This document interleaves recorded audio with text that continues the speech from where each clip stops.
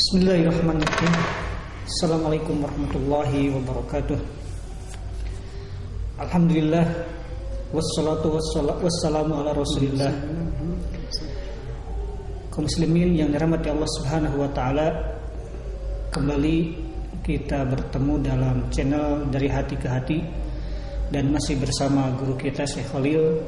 Dan insyaallah kita akan meneruskan pembahasan kita yang tertunda pada pertemuan yang sebelumnya.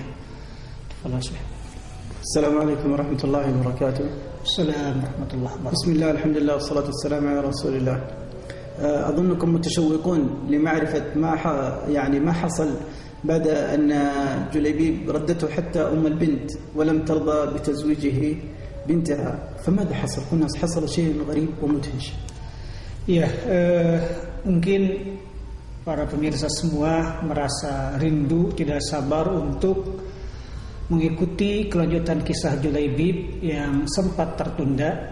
Ya, pada saat itu ternyata orang tua perempuan itu menolak juga untuk menikahkan putrinya dengan Julaibib. Nah, sekarang apa yang terjadi di balik semua itu? Mau tahu? Turidu dan ta'rifu? Harus bayar. طيب, سبحان الله, لما سمعت البنت ما دار بين أمها وأبيها قالت أتردون رسول الله صلى الله عليه وسلم. Ya, ternyata anak gadis mereka itu mendengar apa yang menjadi pembicaraan kedua orang tuanya. Lalu dia berkata kepada orang tuanya, apakah kalian berani menolak keinginan Rasulullah sallallahu alaihi wasallam? فقالت والله لا يضيعني رسول الله صلى الله عليه وسلم أنا موافقة. Selanjutnya kata dia, demi Allah, Rasulullah sallallahu alaihi wasallam tidak akan menyengsarakanku, merugikanku. Demi Allah, aku terima keinginan Rasulullah untuk menikah dengan Julaibib. Allahu akbar. فدعا لها النبي صلى الله عليه وسلم أن يصب الله عليها الخير صبا. Ya, singkat cerita, menikahlah Julaibib dengan perempuan tersebut, dan Rasul mendoakan perempuan ini dengan doanya, ya Allah, curahkanlah kebaikan kepada perempuan ini dengan sebanyak-banyaknya. Hatta qila anna asbahat aghna nisa al-ansar.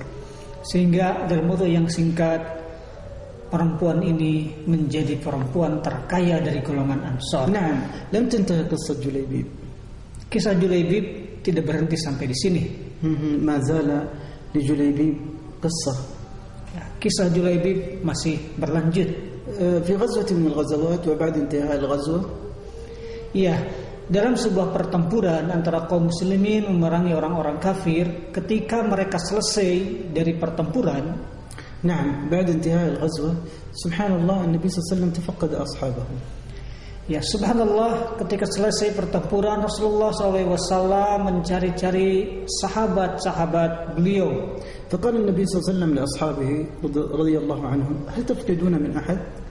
Lalu Rasulullah SAW bertanya kepada para sahabatnya, wahai sahabat-sahabatku, apakah kalian kehilangan teman-teman kalian, sahabat-sahabat kalian? Apakah banyak di antara kalian yang tidak kembali ke markas?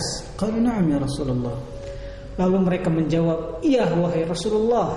Qalu nafqidu fulan wa fulan wa fulan. Kami kehilangan si fulan dan si fulan, mereka tidak kembali. Thumma qala hal tafqiduna min ahad? Lalu setelah mereka menyebutkan nama-nama itu, Rasul pun bertanya kembali, apakah masih ada orang yang hilang di antara kalian? Na'am, qala nafqidu fulan wa fulan wa fulan. Lalu para sahabat menjawab, iya, kami kehilangan si fulan dan si fulan. Subhanallah, fi marrati ats-tsalitsah qala mithlu dzalik, qalu nafqidu fulan wa fulan. Ya, kemudian ketiga kalinya Rasul bertanya kepada para sahabat, apakah masih ada orang yang hilang di antara kalian? Mereka menjawab, iya, kami kehilangan si fulan dan si fulan. Qala fi ar-rabi'ah tafqiduna min ahad? Qalu la nafqidu ahad. Lalu keempat kalinya Rasulullah SAW bertanya kepada para sahabatnya, masih adakah orang yang hilang di antara kalian? Kata mereka, sudah Rasulullah, itu semua sudah kami sebutkan nama-namanya. Qala Nabi SAW, walakin ana afqadu Julaibib. Insyaallah. Lalu Rasulullah SAW bersabda, tapi aku masih kehilangan seseorang. yaitu Julaibib. Ya Allah. النبي صلى الله عليه وسلم يفقد جليبيب هذا الصحابي الذي ليس هو من مشاهير الصحابة لكن هكذا القائد. Masya Allah, Rasulullah SAW sempat memikirkan, mencari-cari dan merasa kehilangan oleh sosok seorang yang bernama Julaibib, padahal bukan termasuk sahabat yang terkenal, yang masyhur. فوجدوا جليبيب محاط ب7 من الكفار. Ya, kemudian mereka mencari Julaibib dan ternyata mereka mendapatkan Julaibib sudah terbaring, mati syahid dan dikelilingi oleh 7 mayit orang kafir. فلما رآه النبي صلى الله عليه وسلم قال قتلهم وقتلوه. Dan ketika Rasul melihat itu, beliau bersabda, Julaibib itu telah membunuh 7 musuh dan mereka telah membunuh Julaibib. فقال هذا مني وأنا منه. Lalu sabda Rasulullah, aku bagian dari Julaibib dan Julaibib bagian dari aku. الله. وهل هناك فضل أعظم من أن يقول النبي صلى الله عليه وسلم هذا مني وأنا منه؟ Pertanyaannya, apakah ada kalimat perkataan yang lebih agung daripada perkataan seorang Rasul yang mengatakan aku bagian dari dirinya dan dia bagian dari diriku? هيا يا أحبتي نستفيد نأخذ الدروس من هذه القصة. Ya, saudaraku, marilah kita ambil faidah, pelajaran dari kisah ini. الدرس الأول. Pelajaran yang pertama, أن الإنسان ليس بجماله ولا ماله ولا منصبه، الإنسان بما معه من تقوى، إن أكرمكم عند الله أتقاكم.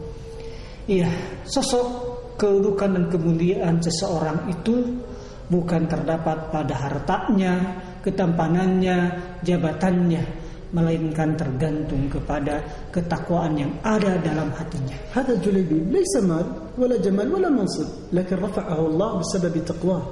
Ya, kita lihat Julaibib tidak memiliki harta, tidak memiliki ketampanan, tetapi Allah angkat derajat dia karena ketakwaan yang dimilikinya. الدرس الثاني. Kemudian pelajaran yang kedua, على الإنسان أن يشعر بإخوانه، يتفقد إخوانه، يشعر إذا كانوا حزينين أو محتاجين. هكذا النبي صلى الله عليه وسلم شعر بجليبيب وسأله عن حزنه. نعم. Ya, yang kedua, kita harus mampu merasakan apa yang sedang dialami oleh saudara kita. Kita lihat Rasulullah SAW mampu merasakan apa yang sedang dialami oleh Julaibib, dan Rasul pun Masya Allah begitu mencari dan merasa kehilangan tatkala mendapatkan Julaibib tidak ada di depannya. نعم. من الناس من يبيت شبعان وجاره جائع. Sementara yang terjadi sekarang, banyak orang yang tidur dalam keadaan kenyang sementara tetangganya kelaparan. طيب الدرس الثالث. Kemudian pelajaran yang ketiga, الإنسان إذا الله أعطاه جاه ومنصب أن يسعى في خدمة إخوانه وأن يشفع لهم. هكذا النبي صلى الله عليه وسلم فعل مع جليبيب.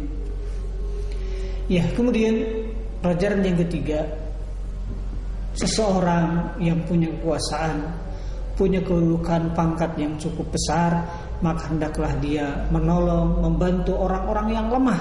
Kita lihat Rasulullah SAW memiliki kedudukan yang sangat besar.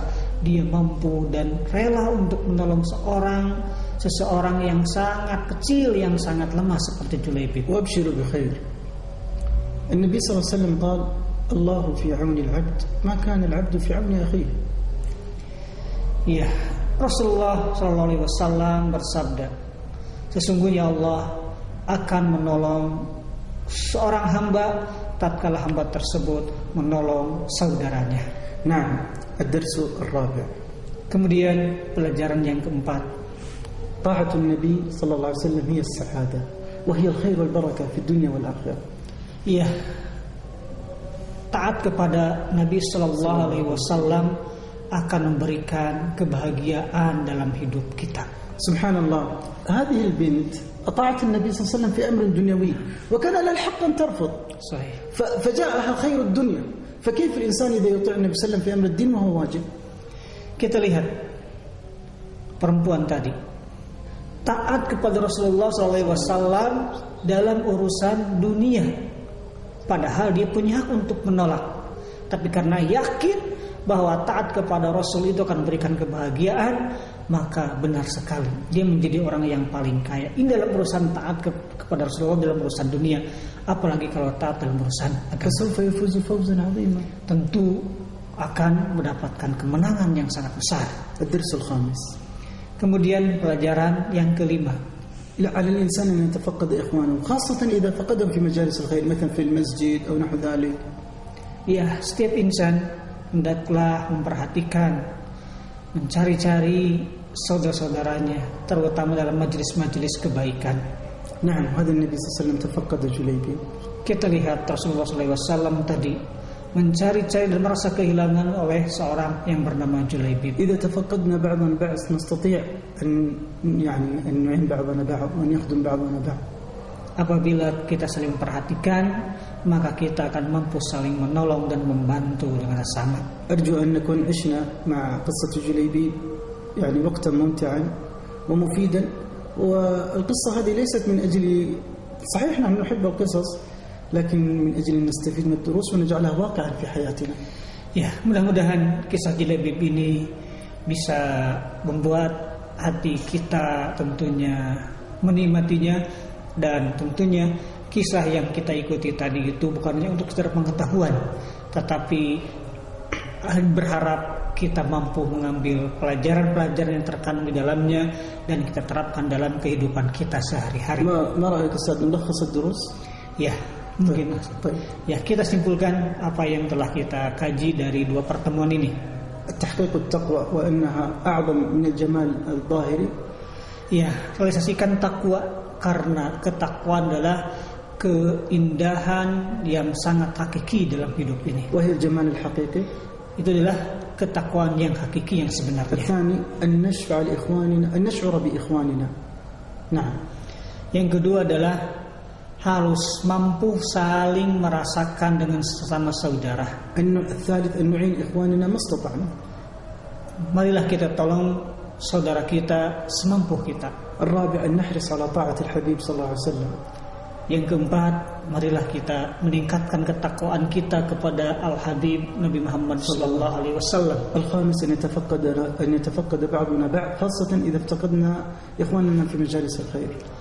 Dan yang kelima adalah hendaklah kita saling memperhatikan ya dengan sama kita, terutama mungkin dalam majelis-majelis kebaikan.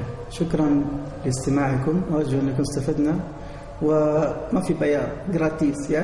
Iya, terima kasih atas perhatiannya dan mudah-mudahan bermanfaat untuk kita semua. Gratis. Hatur nuhun. Syukran. Jazakumullah khair. Nakhtim. Ya, itu mungkin yang dapat disampaikan pada pertemuan ini, dan insyaallah kita bertemu pada kajian berikutnya. Assalamualaikum warahmatullahi wabarakatuh.